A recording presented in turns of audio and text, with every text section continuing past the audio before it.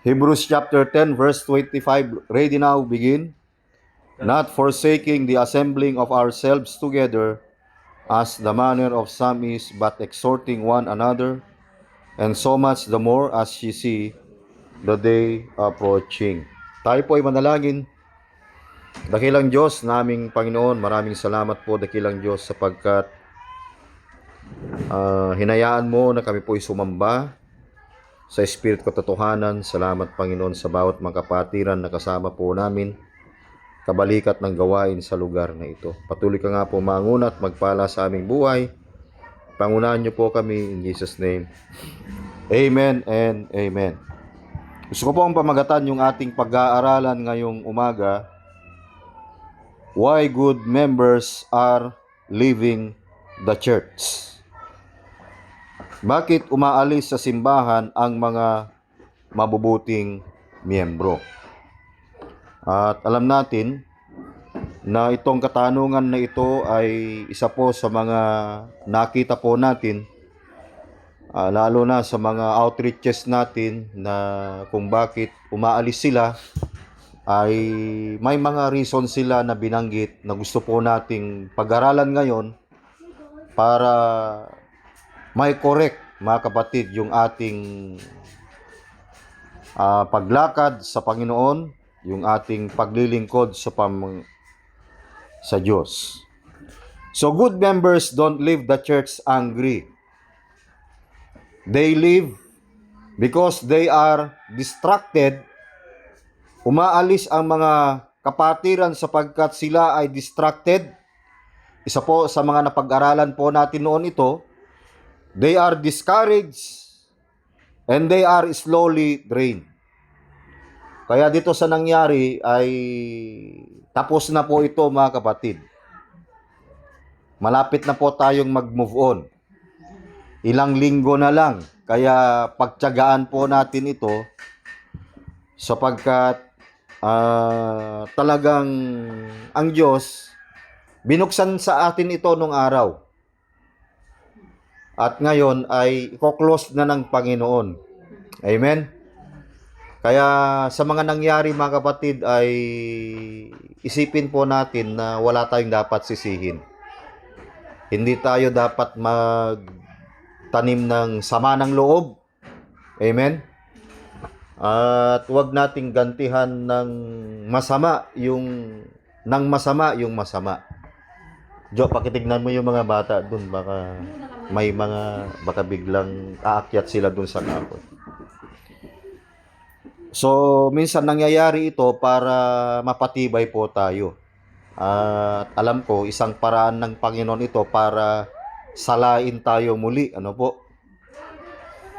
Para tayo po ay kung talagang magpapatuloy o hindi. Pero ang blessing po nito, mga kapatid, ay nadagdagan pa ng mga ilang outreaches yung church na ito, mga kapatid. So the hurt does not happen overnight. It happens when love is replaced by noise. When shepherding is replaced by systems, and when faith is buried under pressure, under politics, and under performance. So yung distraction sa loob ng church ay minsan ito yung isa sa mga dahilan kung bakit ang ilang mga miyembro ng iglesia ay umaalis, dahil minsan yung paglilingkod na sa kanila ay pressure, lalo na yung kanilang pagbibigay. And then sinamahan pa ng politics. Ang church ay hindi po dapat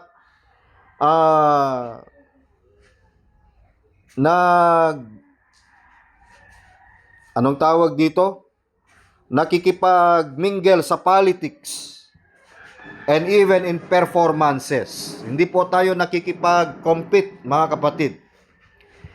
Kaya dito, it pulls the church away from Christ and replaces devotion with division, compassion with comparison.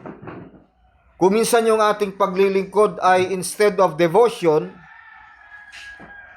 Minsan ay nangyayari yung division dahil sa mga hindi po pagkakaunawaan.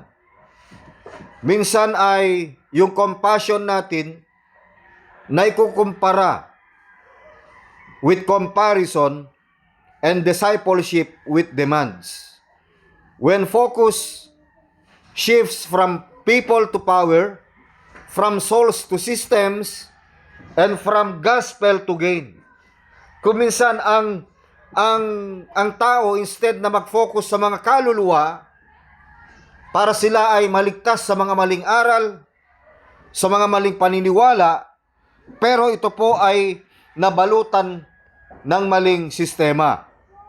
At minsan, nadidistract ang maraming mga kapatiran sapagkat instead of gospel, yung naririnig nila, yung salita ng Diyos, they focus more on gain. Mga kapatid, even faithful believers begin to wonder, not because they stop loving God, but because the church stop reflecting Him. So ngayong umaga mga kapatid, bakit umaalis sa simbahan ang mamabuting miyembro? Yung mga sa introduction po natin kanina, nabanggit natin ang mga ilan. Kaya ngayon po, meron po tayong 10 problems the church must confront honestly. 10 problema na dapat harapin ng simbahan na matapat. So faithful people rarely leave the church because of doctrine alone. Minsan ay hindi po nila kaya yung katuruan, yung doktrina. They live because love's breakdown. Makikita na wala na yung pag-ibig. They live because trust erode. Nag-erode na yung trust ng mga tao. And they live because they carrying wounds they never intended to collect. Karamihan sa kanila umaalis dahil yung iba sa kanila ay sugatan. Mga kapatid, ngayong umaga, number 1, 10 problems the church must confront honestly. Number 1, na dapat po nating makita, na dapat nating malaman, lack of shepherding and not preaching. Ang dahilan kung bakit maraming miyembro sa ibang simbahan na umaalis, isa sa mga nirereklamo nila ay yung tinatawag pong kakulangan ng pagpapastol. Lack of shepherding, but it is not preaching. Alam nyo kung ano yung kadalasan na naririnig nila sa pulpit? Some pastors are strong behind the pulpit, but absent in people's lives. Sermons are powerful, but care is minimal. So when members face grief, they face depression or crisis, they feel spiritually orphaned. Sheep don't leave churches, they leave when they feel abandoned by shepherds. Ang sinasabi nila, hindi na kami nag-a-attend pastor sa dati naming simbahan sapagkat hindi na namin feel ang maglingkod doon, pupunta roon. Sapagkat nakikita namin parang hindi na concern yung pastor namin sa amin. Paano pastor? Kasi kami, parang nandun na lang kami sa tabi-tabi. Diba? Yun ang namin. Parang ang ine-entertain nila ay yung mga mayayaman na lang. Dahil ang reklamo nila, wala naman daw silang malaking ibibigay. Sabi ko, nakakalungkot yung nangyayari sa inyo mga kapatid. Hayaan nyo, ipanalangin namin kayo na kung talagang kayo ay binigay ng Diyos sa amin, aarugain namin kayo. Didiligan namin kayo ng salita ng Diyos. Kakalingain namin kayo mga kapatid. Alam namin yung puso nyo, alam namin yung nararamdaman nyo. Nandyan yung pangangaral. Pero minsan ang naririnig na lang nila ay puro preaching, puro giving, yung project. Oh. Kaya dito, makikita natin sa John chapter 10 verse 11, yung sinasabi ng ating Panginoong John chapter 10 verse 11, sabi ng Biblia, I am the good shepherd. The good shepherd giveth his life for the sheep. Sabi ng Panginoon Jesucristo, ako ang mabuting pastor. Ibinibigay ng mabuting pastor ang kanyang buhay dahil sa mga tupa. Hindi lamang ang pagpapastor kasi hindi lang time, hindi lang talent, hindi lang treasure ang involved sa paglilingkod, testimony, and then kasama po rito yung buong buhay. Hindi yung kalahating pagkatao mo lang, mga kapatid. Kaya ito yung kadalasan nangyayari kung bakit ang iba ay hindi po nagpapatuloy dahil ang pastor ay kulang sa aral. Ang alam niyang ituturo lang ay giving. Mga kapatid, yun po ang nakakalungkot sa mga ibang nagpapastor. Number 2, na makita po natin, leadership without accountability. Ang isang pastor, dapat accountable siya sa kanyang mga tupa. Sa tupa ng Panginoon. Bakit? Sapagkat ang bawat mga kaluluwa na yan, ang bawat mga tupa na yan, dapat ay pinapanalangin niya yan. Dapat yan ay binibisita. Yan ay pinapakain ng salita ng Diyos. Sabi ng isang kapatid, alam mo, pastor, nung si pastor namin ay ganito, binibisita kami kapag hindi niya lang makita ng isang linggo, binibisita niya kami, pinupuntahan niya kami. Which is okay naman kung ganun talaga ang pagpapastor. Hindi niya man lang sinasabi kung anong problema natin. Pero itong bagong pastor namin ay wala siyang pakialam kung magpapatuloy kami o hindi. Dahil ang madalas niyang sinasabi nung pastor ay magpapatuloy daw ang simbahan kahit walang miyembro. Mali yun. Maling prinsipyo yun, mga kapatid. Kaya nga sabi ni Apostol Pablo nag-warning siya sa mga elders ng church. Acts 20:28.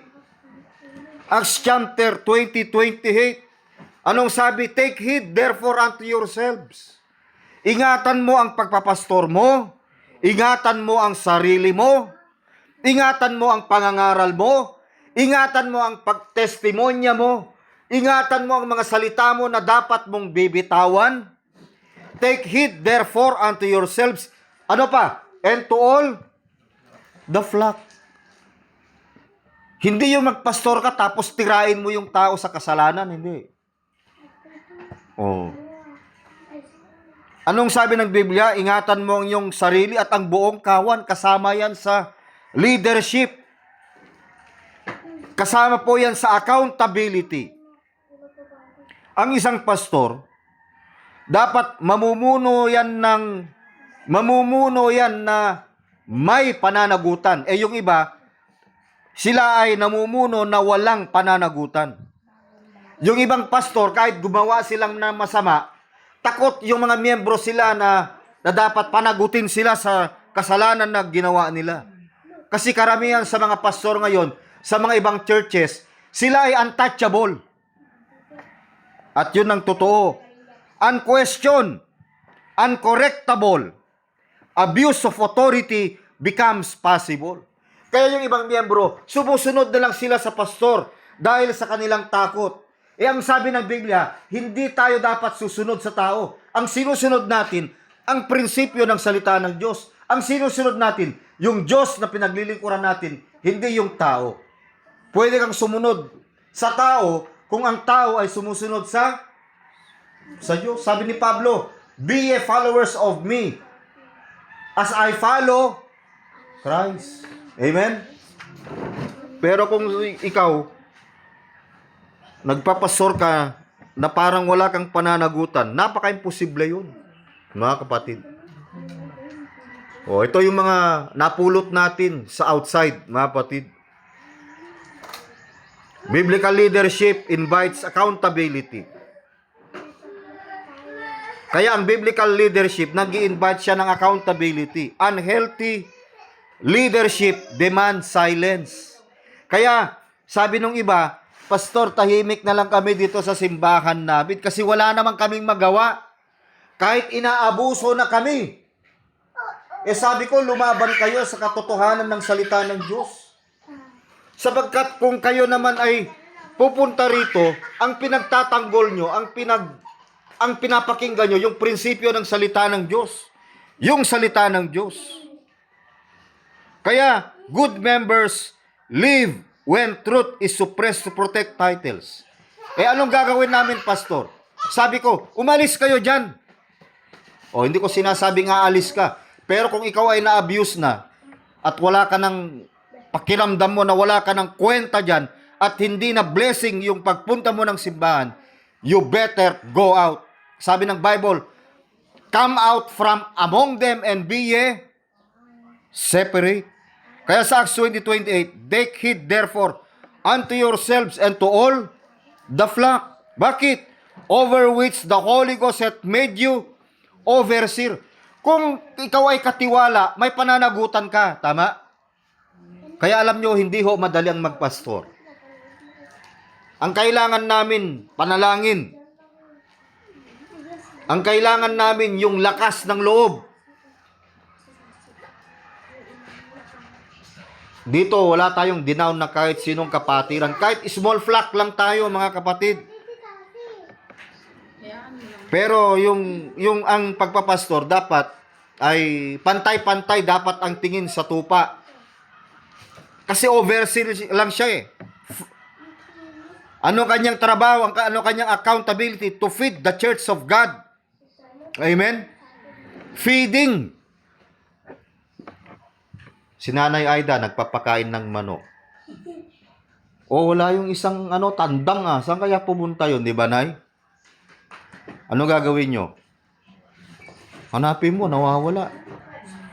Nung nakaraan, pumunta ako sa bukid, nawala yung ko, yung tandang ko na, yung pato, yung lalaki. Hinanap ko kasi, wala dun eh. Pero hindi ko sinisisi yung kung may nagdakaw. Hanapin ko muna. Ayun pala, namatay siya dun sa tangke ng malapit sa tangke ng tawag dito. Baka kinagat ng aso, kung may kumagat, kaya nakita ko inuuod na lang doon. Kaya kung tayo nga nagpapakain sa kayo, kapag nawala, talagang hinahanap natin eh. Ang tawag po diyan, concern, mga kapatid. Kaya yung accountability, dapat meron po yan. Sapagkat, pinagkatiwala ng Diyos yan eh. To feed the church of God which he hath purchased with his own blood. Bakit? Bakit ang pastor ay accountable? 29. For I know this, that after my departing, sabi ni Pablo, shall grievous wolves enter in among you, not sparing the flock. Aking talastas sa pag-alis ko ay magsisipasok sa inyo ang mga ganid na lobo na hindi magpapatawad sa kawan. Okay, number 3, mga kapatid. 10 problema na dapat harapin ng simbahan ng matapat.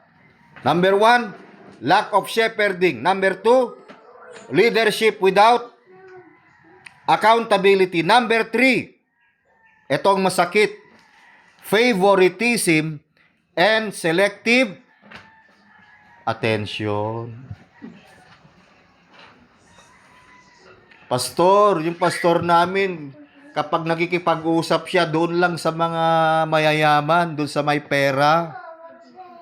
Paano naman kami? Sabi ko, syempre, hindi mo naman na ma-approach ang pastor mo. Doon ka na lang sa gilid, mahirap ka naman. Nakakalungkot, merong division, may favoritism.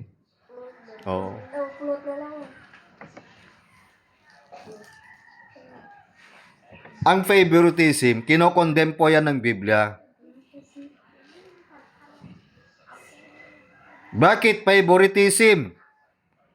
Kasi si kapatid nagbigay ng 10 litro ng pintura. When leaders prioritize donors. Tapos yung mga hindi nag-donate, poryamon. Awam mala kwentanan. Hindi ganun eh. Oh, baka hindi mo alam yung sinasabi mong walang value, yun yung nananalangin. Tama? Oh. Yung iba, favoritism, bakit? Influential families. Yung iba dahil useful member. Yung iba ayaw dahil others feel disposable. Alam nyo, walang disposable na tupa ng Panginoon kahit mahina yan. O kahit alaga mong hayop yan, mga kapatid. Faithful service is ignored while visibility is rewarded. This creates quiet resentment and spiritual exhaustion. Kaya hindi tayo dapat magkaroon ng spiritual exhaustion dito. Alam nyo, kahit, pwede naman tayo maglingkod na wala pera eh. Alam nyo, mas marami pang magagawa ng panalangin kaysa minsan sa binibigay natin. Bakit? Inuulit ko ito mga kapatid sapagkat nakikita ko nung araw ito. Nung panahon ng COVID, may nagutom ba? Nagpatuloy ba ang church? Opo. Kumain ba kayo? Kahit wala kayo. Ngayon, kahit mataas ang gasolina, buhay pa ba kayo? Nakakapunta ba kayo sa pupuntahan nyo? Kahit sabihin nilang sasarado ng bangko, limasin nyo na yung pera nyo sa bangko. Alam nyo mga batid, yung favoritism and selective attention, hindi dapat yan sa loob ng simbahan. Hindi mo mapuntahan yung miyembro dahil luma yung damit. Ito kuminsan ang sakit ng church, favoritism. Tapos yung nag-donate, laging ina-announce ang pangalan. Salamat kay kapatid na ganito. Di ba? Yun po ay practice ng iba. Wala po sa atin ito. Acts 10:34. Acts chapter 10 verse 34. Kung kayo man ay nagbigay, manalangin kayo sa Diyos. Panginoon, salamat sapagkat kinasangkapan mo ako.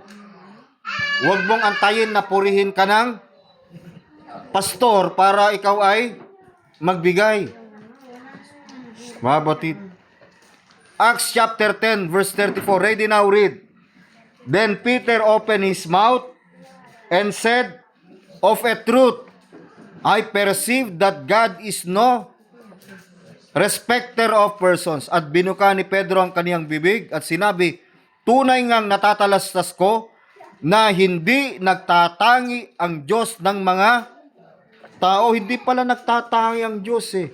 Ibig sabihin, wala pong favoritism. Lahat ay yung mga anak ng Diyos, wala pong favoritism. Lahat po yan ay pantay-pantay tayo. Amen? Kaya nga, napakabuti ng Panginoon eh. Number 4, mga batid. 10 problema, 10 problems, the church must confront honestly. Number 4, pastors who value money more than people. Sabi nung isang pastor, tignan mo, yumaman ako dahil sa pagpapastor. Alam niyo ang pagpapastor, hindi po yan natin ginagamit para yumaman. And yet, maraming pastor na ginagamit ang ministry sa pagpapayaman. So, the pastors who value money more than people. Mga pastor na mas pinapalagahan ang pera kaysa sa tao. Binibisita ba kayo ng pastor nyo rito? Hindi po, pastor, kasi parang pakiramdam namin, wala na kaming value dun. Yun ang sinasabi nila eh. Sabi ko, yang pakiramdam nyo, ramdam ko yan. Oo. Kung alam mong hindi, pakiramdam mo, hindi ka nakabilang dun, eh anong gagawin natin? Mag-pray kayo ng pastor na ang Diyos ay magpadala sa iyo ng ibang pastor. Alam ko ang sasabihin ng iba kapag kayo'y lumipat. Oh. Ano? Ano yung kadalasan naririnig kapag lumilipat? Nag-backslide. Natetano. Ano pa yung term nila? Umalis dahil na-discourage. Umalis dahil mahina ang loob. Ano pa? Umalis dahil kakaunti lang daw ang giving.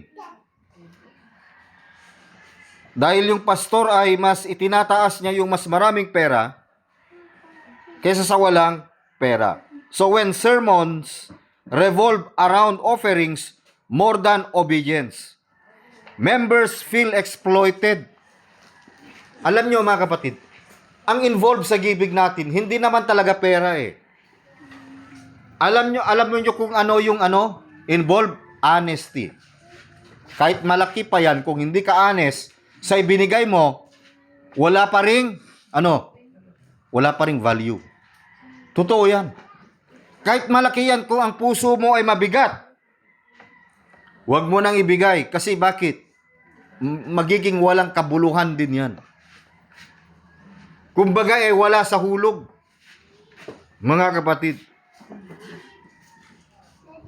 So when sermons revolve around offerings, laging offering, giving, tithes, hindi naman po tayo kontra sa pagbibigay, pero ang problema, when giving becomes pressure. Brother Dick, sa susunod na linggo, brother, pag magkumita ka, ang commitment mo dapat 10 yero Yung 14 feet, Brad, yung kailangan natin. Paano yan, Brad? Ipe-pressure kita ngayon. Tatanggi ka ba o hindi? O, sinasabi nyo yung, nararamdaman nyo yung sinasabi ko kapag yung giving naging pressure na? Nararamdaman nyo kung anong ibig sabihin nun? O. Kaya nga dapat, sabi ko nga, hindi tayo kontra sa giving. Kung ang giving na ay magiging pressure na sa atin, hindi na ho worship yan. Bakit? Bakit ka kasi nagbibigay? Number 1, for thanksgiving. Number 2, for honor. Number 3, for worship. Number 4, for the glory of God.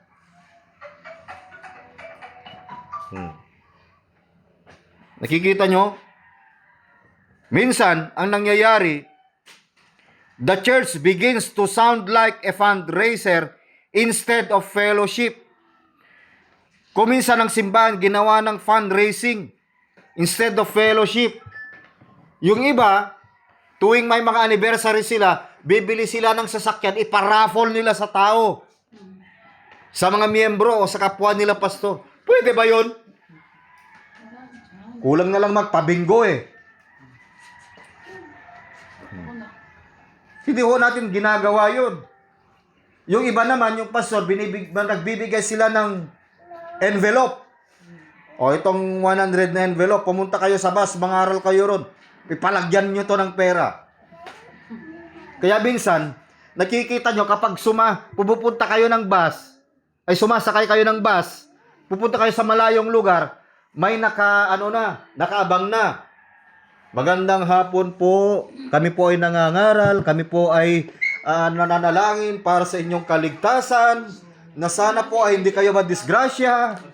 Kami po ay nangangaral. Nandito po kami para magbahagi ng libre ng salita ng Diyos. Yung sinasabi nila, mamaya-maya, konting donasyon lang po. Narito na po yung ating mga envelope, hindi ka makatanggi kasi nandun ka na nakalak eh. Bibigyan ka eh. Sa hiya mo, nagbigay ka rin. Oh. Eh, hindi mo alam, mga manggagancho ang mga yun. Mga batid, hindi natin dapat suportahan yun. Kaya minsan, these people, they value money more than people. Ano ang warning? 1 Timothy 6:10. 1 Timothy chapter 6 verse 10. Anong sabi po ng Biblia? Ready now, read. For the love of money. Hindi, money is the root of all evil. Ang sinasabi ng Biblia, the love of money. Ang pag-ibig sa salapi ay ugat ng lahat ng uri ng kasamaan. For the love of money is the root of all evil, which while some coveted after they have erred from the faith and pierced themselves through with many sorrows. Noong Huwebes, ibinalita nila, may 3-5 Muslim pumunta ng Lalo, pumunta ng Santa Teresa. Anong meron doon? Meron silang katransak. Ang katransak nila, maggiginto. May binebenta sa kanila na ginto. Pero yung ginto, naging kapalit ng kanilang buhay. Natangay yung 1.2 million. Muslim. Taga-sentro, Tugigraw. Kaya minsan, sabi ko, kung ang isang bagay ay ikahamak mo na, kahit salapi pa yan, wag na wag mong gawin. Kasi may kapalit yan. Oo, totoo yan, may kapalit lahat ng mga bagay. May warning 1 Timothy 6:11. Anong sabi? But thou, everybody read, but thou, O men of God, flee these things and follow after righteousness. Ano pa? Godliness, faith, love, patience, meekness. Sabi ng Biblia, isa ito sa mga dapat mong iwasan. Yung pag-ibig sa salapi, ang ugat ng lahat ng kasamaan. Minsan kahit bawal na pa tinitira na Number 5, lack of study and shallow teaching. Kakulangan sa pag-aaral at mababaw na pagtuturo. Sabi ko dun sa isang nakausap ko alam mo pastor, sabi niya sa akin, matagal na ako dun sa simbahan namin. Pero para wala akong nauunawaan sa pangangaral ng pastor namin.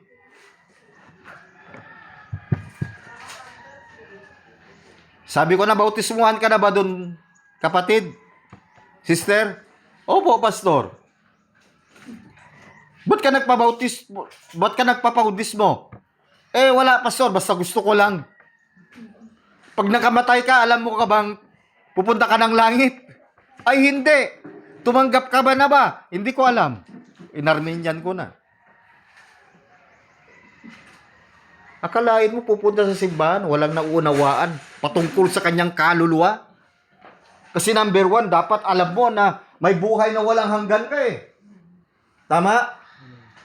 Pero yun, wala.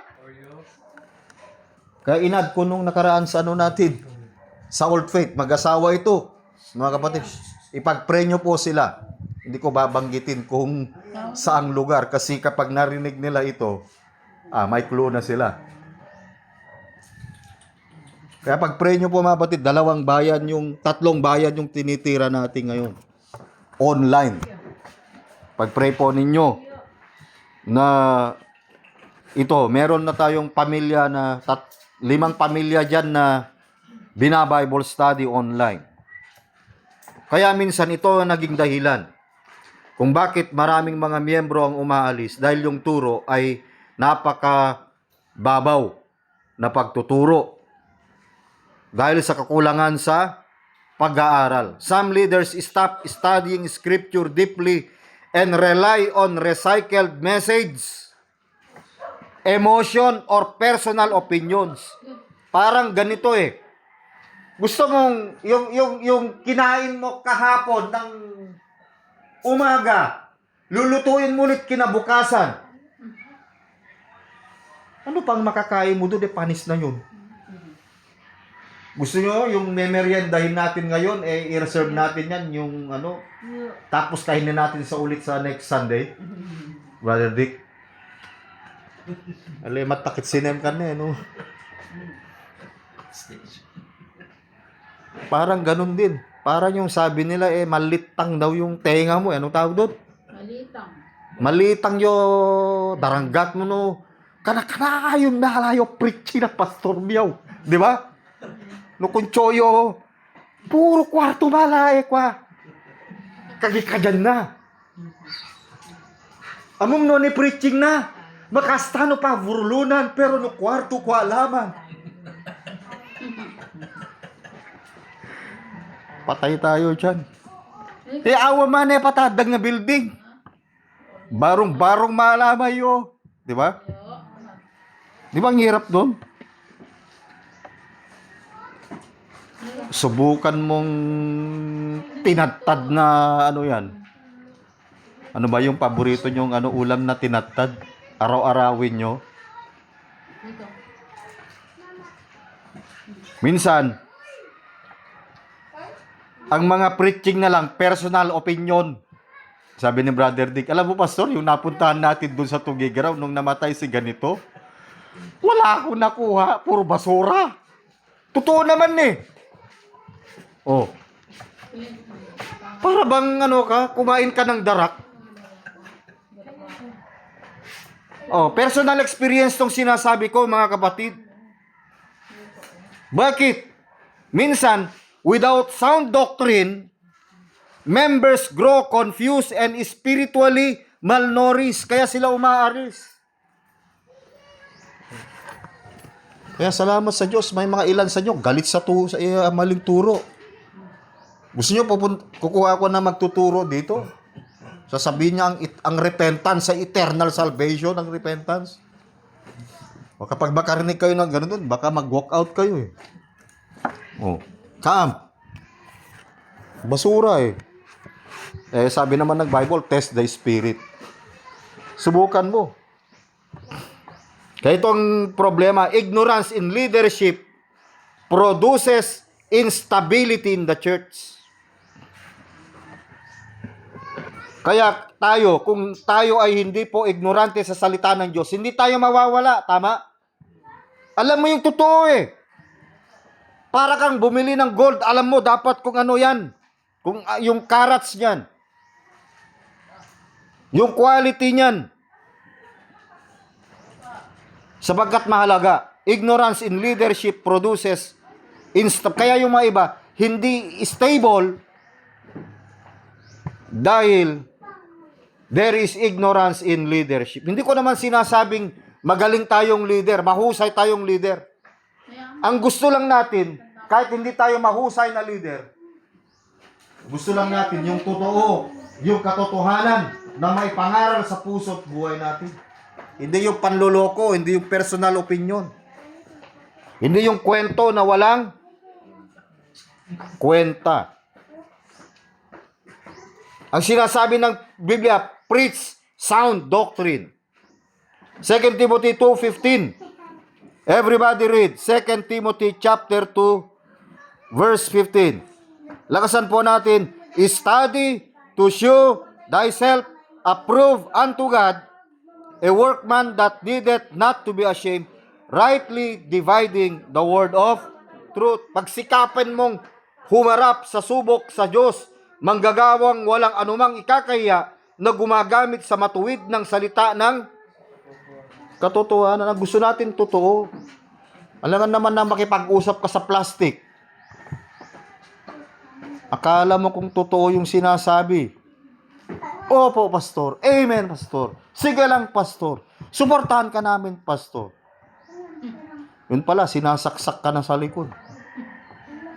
Amen ng amen. Yun pala yung amen. Iwan. Number 6 na problema, holier than thou mentality. Alam nyo yung mas banal ako sa'yo? Yan ah. Ang tawag dyan, extreme judgmentalism. Nakita kayo ng pastor na mapagmalinis?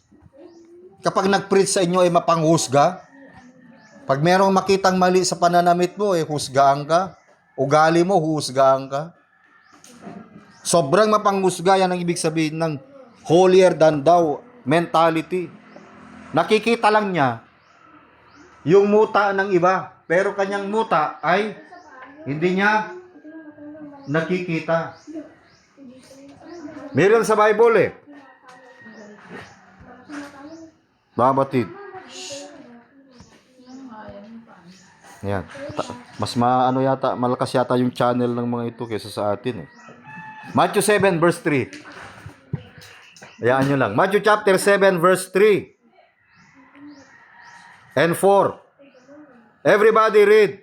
And why beholdest thou the mote that is in thy brother's eye, but considerest not the beam that is in thine own eye?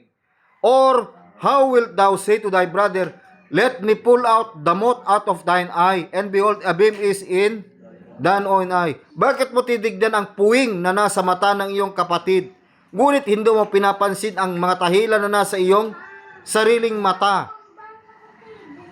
O paanong sasabihin mo sa iyong kapatid, pabayaan mong alisin ko ang puwing sa mata mo, at narito ang tahilan sa iyong sariling mata.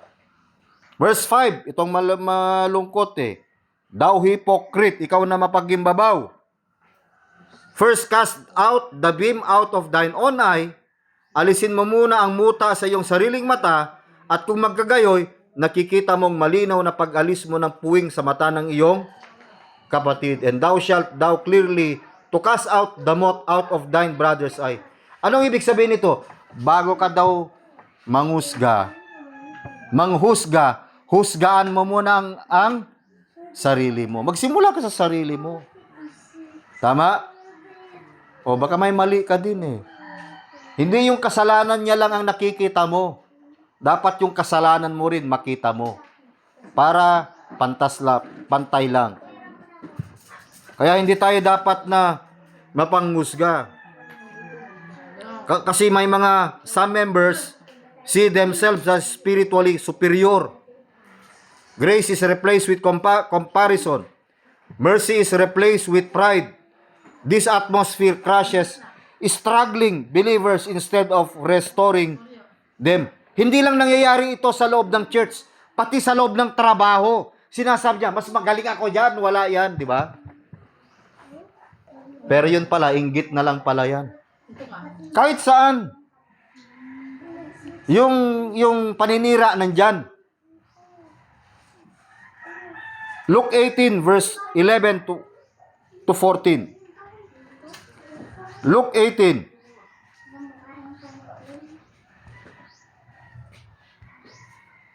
Verse 11 to 14. Everybody read. The Pharisee stood and prayed thus with himself, God, I thank thee that I am not as other men are, extortioners, unjust, adulterers, or even as this publican. Ang pangyayari dito, may dalawang tao sa verse 10. Excuse sa verse 10. Yung kwento nito, 2 men went up into the temple to pray, the one a Pharisee, and the other, ano yung nanalangin yung Pharisee? Nandun na sila sa templo, nakatayo na sila, at nagsimula na silang manalangin. Anong sabi niya? Siguro tinignan niya muna yung publikan. Tinignan niya muna. Tapos tumingala siya sa langit. The Pharisee stood and prayed thus with himself. Sabi niya, God, I thank thee that I am not as other men are, extortioners, unjust, adulterers, or even as this publican. Tagulungin natin, ang Pariseo ay nakatayo at nanalangin sa kanyang sarili ng ganito, Diyos, pinasasalamatan kita Na hindi ako gaya ng ibang tao na mga manglulupig, mga liko, mga mapangalunya, o hindi man lamang gaya ng maniningil ng hindi gaya ng maniningil ng buwis na ito. Parang itinuro pa, tinusok pa niya eh. Sobra naman yung tingin niya sa sarili niya na mas banal siya kaysa sa iba, di ba? Panginoon, hindi ko gaya niyan. Hindi ko gaya niyan. Oh. Ito pa yung kanyang panalangin. Verse 12. Tingnan nyo yung nakakatawang kwento nila. I fast twice in the week. I give tithes of all that I possess. Makalawa akong nag-aayuno sa isang linggo. Nagbibigay ako ng ikapu ng lahat ng aking kinakamtan. Wala namang problema dun eh. Pero ang problema niya, yung pride niya na yung gumana. Santisim, parang sinasabi niya, hindi kasi ka nagtatights eh. Huwag ganun. Oh. 13. Nanalangin naman yung publican. And the publican is standing afar off.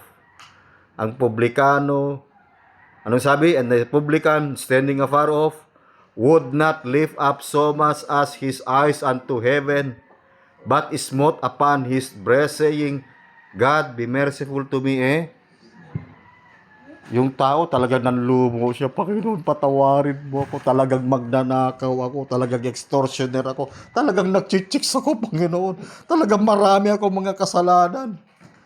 Pero hindi pa ako nagtatights. Dinadagukan niya yung kanyang dibdib bilang tanda ng kanyang pagsisisi. Hindi niya maitingala yung kanyang mata sa kabanalan ng Diyos eh. Di ba? Ganon minsan tayo. Yung parang wala tayong value, wala tayong kwenta, pero yung pagpapatawad ng Diyos. Kaya sabi ng Romans 2, the goodness of God leaded dito. O, di ba? Kaya God, panalangin ka, tapos tuturo mo yung kasama mo. Hindi ko gaya niyan, Panginoon. Grabe. Yun ang judgmental. Grabe. Dadapot ang naniningil buwis na nakatayo sa malayo ay ayaw na itingin man lamang ang kanyang mga mata sa langit, kundi dinadagukan ng kanyang dibdib na sinasabi, Diyos, ikaw ay mahabag sa akin na isang magkasalanan. Anong sabi ng Panginoon? Verse 14. Everybody read, I tell you, this man went down to his house justified rather than the other.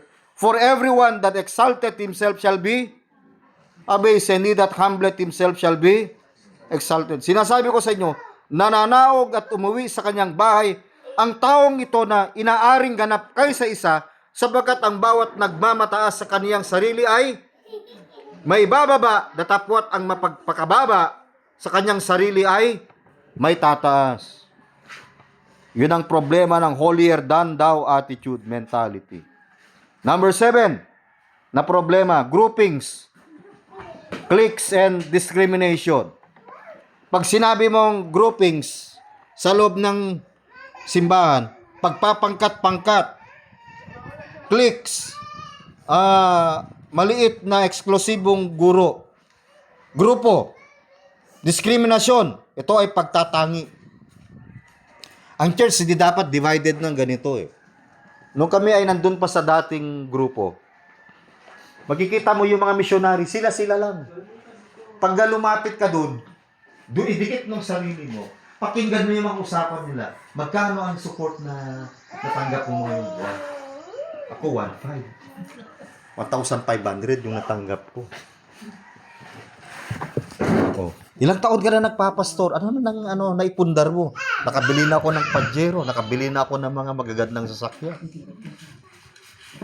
Mainis ka eh. Oh.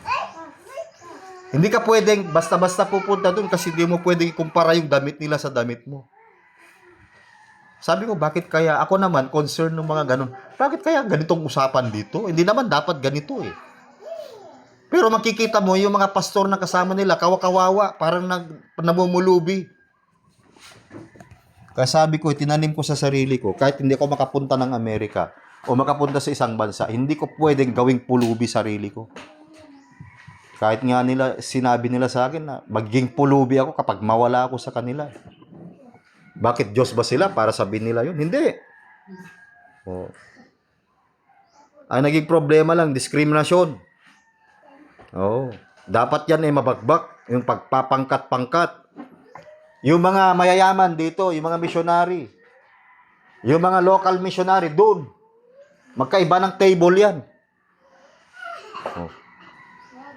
Kaya minsan, sumama kayo kapag merong anniversary. Nakita mismo ni Brother Vince yan. Pilitin nyo pumunta para makita nyo kung ano yung nasa labas. Oo. Masakit sa loob, Brother Vince. Di ba, Brad? Kalahin mo yung mga pastor dito, yung mga reverend, ang sasarap na kinakain yung mga miyembro na nagsakripisyo eh. Ewan ko. Hindi ko dinungaw eh. Mahirap na. Kaya minsan, sabi ko yung mga mahihirap yan, pwede na kayo sa amin. Talagang dinidismaya ko na sila ng gusto. James chapter 2 verse 1. May sinasabi si James na problema. Ito yung division. Sabi niya, my brethren, have not the faith of our Lord Jesus Christ, the Lord of glory, with respect of persons. Di ba? Pagulutin natin, mga kapatid ko, yayamang mayroon kayong pananampalataya ng Panginoong Kristo, na Panginoon ng kaluwalhatian ay huwag magtatangi sa mga, huwag ka daw magtatangi, huwag ka daw mag-discriminate. Verse 2, for if there come unto your assembly a man with a gold ring, oh siguro mayaman to kasi merong ginto sa kamay eh, goodly apparel, and there come in also a poor man in vile raiment. Sapagkat kung may pumapasok sa inyong sinagoga, sa iyong bahay sambahan, ang isang tao na may singsing na ginto at may magandang kasuotan at may pumapasok namang isang dukha na may damit na hamak, anong gagawin mo? Verse 3, sabi ni James. Everybody read. And ye have respect to him that weareth the gay clothing, and say unto him, sit thou here in a good place, and say to the poor, stand thou there or sit here under my footstool. Ay, kapatid, pasensya ka na dahil mahirap ka, dito ka na lang muna. Yung mayayaman doon muna kasi VIP. Yun yung term nila eh. Oh. Pag nagpakain tayo dito, oh, wala mo nang magano ha. Wala mo nang magsupot ng pagkain ha. Oh, di ba? Eh sa kanila, hindi pa nagsisimula yung pagkain, may nagsusupot na daw ng pagkain. Okay lang magsupot ng pagkain, basta lahat kumain. Yung take out, i-take out nyo na. Hindi naman masama yan eh. Kasi masasayang lang kapag hindi naman natin kainin, di ba? O, maganda yung espiritu natin dito. Pero walang VIP. O. Pero sabi ko naman, kung ano yung tira, amin na lang. O, di ba? Hindi naman kami maarte eh. Pero ito kasi, ganun ang nangyari eh. Itatagi mo dahil ba mahirap? Sabi ni Tatay Eping eh, kahit mahirap tayo, pastor, ganunin lang ba tayo, pastor? Kapastusan sa atin yan. Tayo, wag mo nang gantihan yun. Okay na yun. Tapos na. Oh. Verse 4, James chapter 2, verse 4. Ready now, read. Are ye not then partial in yourselves and are become judges of? O, sabi ng Biblia, masamang pag-iisip daw pala yan eh. Ba't mo gagawin yan? Oh. Alam mo kung mayaman yan, pahigain mo doon sa ano? Sa flooring. Tignan mo kung susunod ulit yan sa susunod. Pakainin mo ng sardinas. Naalala ko si kuya nung inuwi niya yung kanyang asawa. Kuya, sabi ko, hindi ba maselan yan? Hindi, kasalanan niya, sumama yan eh. Kaya mo, pakainin natin sardinas yan. Talagang sardinas, makain ko. Sabi nung babae, why are you laughing? Wala. Sabi naman, hayaan mo siya mag-allergy dyan. Tingnan ko kung hanggang saan ang tapang niya. Pero blessing naman, napangasawa niya man yung babae. Okay, number 8. Malapit na, mapatid. Gossip masquerading as spiritual concern. Ang chismis na nagbabalat kayo bilang spiritual na pag-aalala.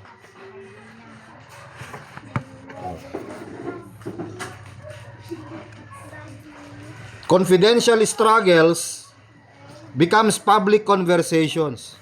Prayer requests become storytelling session. Trust dies where tongues are uncontrolled. Naging gossip itong lugar na. Hindi ko pinatulan. Positive lang. Kasi ayaw kong masira ang ano natin dito. Pwede ko naman silang i-damage, pero hindi na. Pero kung gusto ko pa sana kumita, talagang gagawin ko. Karapatan natin yun. Pero for the sake, hindi na. Gusto ko wala silang marinig na kahit ano. Kinalat pa nga anong isang kasama natin hanggang eskwela. Hindi na dapat yun.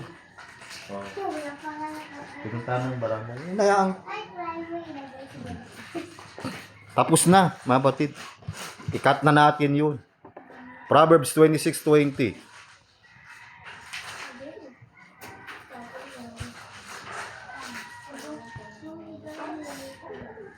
Anong sabi po ng Biblia? Where no wood is, there the fire goeth out, so where there is no talebearer, the strife ceaseth. Sabagat sa kakulangan ng gatong ay mamatay ang apoy, at kung saang walang mapaghatid, dumapit ay tumitigil ang pagkaalit. Kapag alam mong merong gossip, huwag mo nang gatungan. Alam mo kung bakit? Sabi ng Proverbs, hindi ko lang alam kung nasaan eh. Ang humahawak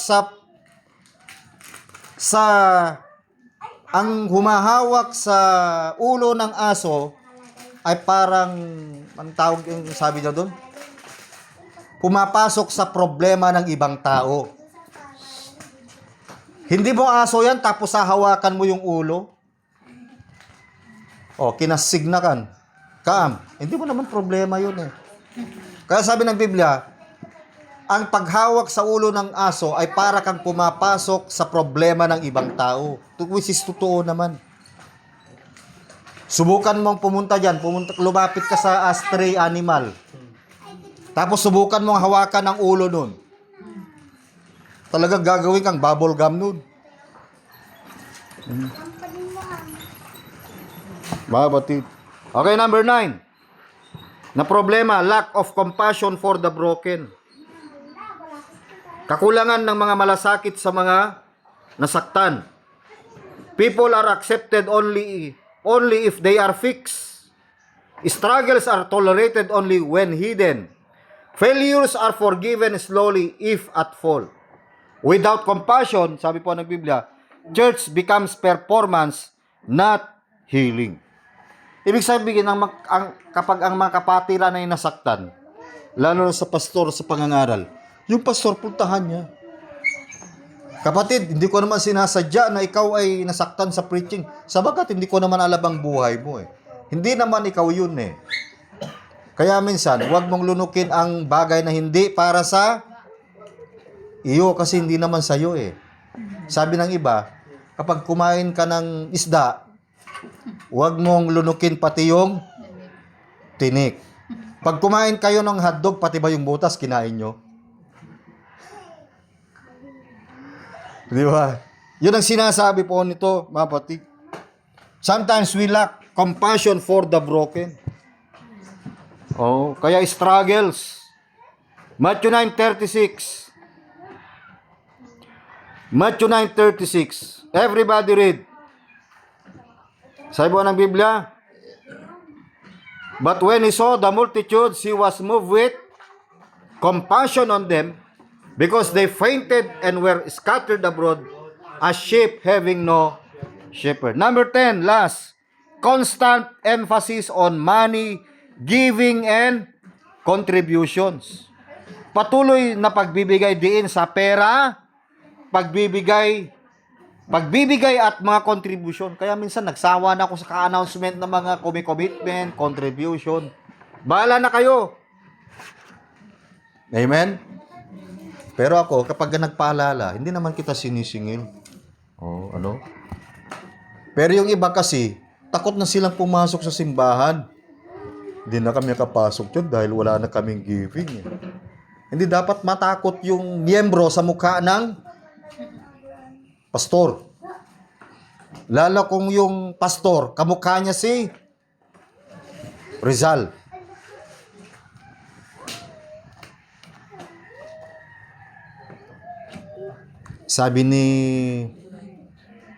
Sabi ni Pedro kay Juan, alam mo Juan, yung mga girlfriend ko, pare-parehas na sila ng mukha. Bakit ano bang mukha ng mga yun? Mga mukha na silang pera. Pare-parehas ang mukha. Kaya ayaw ko rin na yung mga makisama sa mga pastor na pare-parehas ang mukha eh. Constant emphasis on money, giving, contribution. Kaya talagang mababasag na yung eardrum ng mga makikinig eh. Pag-announcement, pera. Pag-preaching, pera. Pag may programa, pera.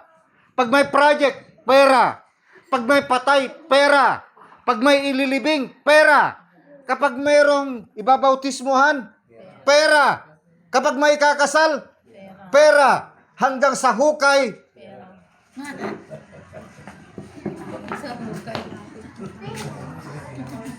walang hanggang kabayaran. Pag by 40 days, pag 1 year, grabe.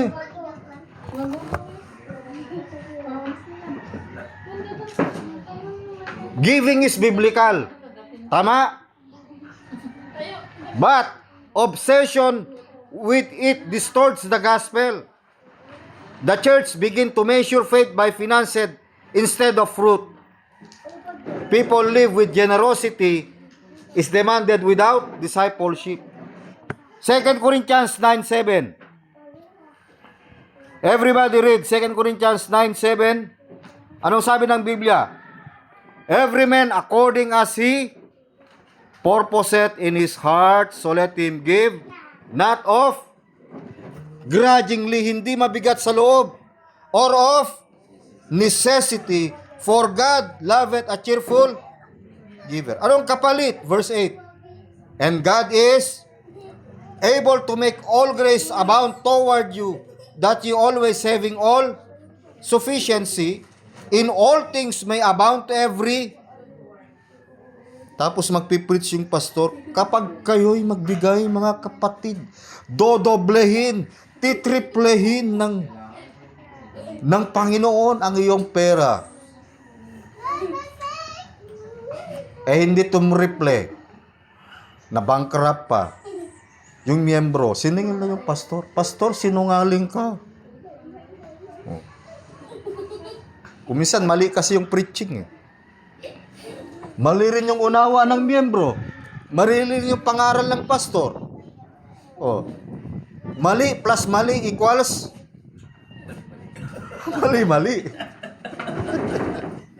Double jeopardy. Alam nga naman mali plus mali equals tama. Grabing tama mo pag ganun ang equation mo. Parang sinasabi mo, 1 plus 1 equals 3. O, bahala na kayo mag-isip.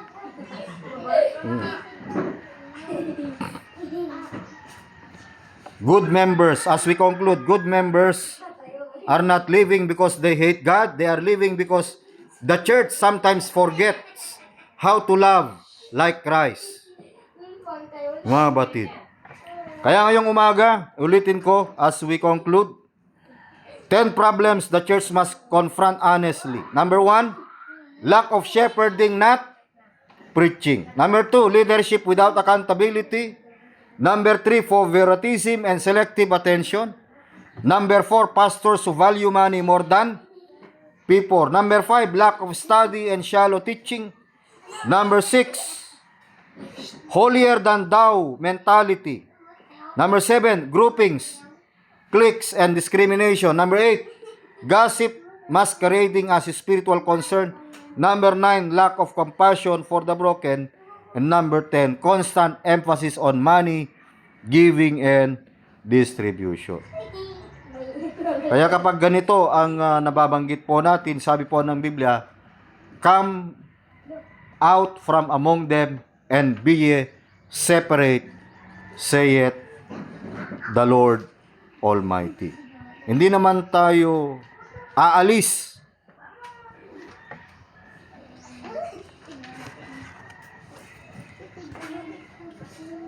Sa Diyos, kapag umalis na tayo sa kanila, ang problema sa kanila, sinasabi nila, kapag umalis na tayo sa simbahan nila, aalis na rin tayo sa Diyos. Hindi ganun.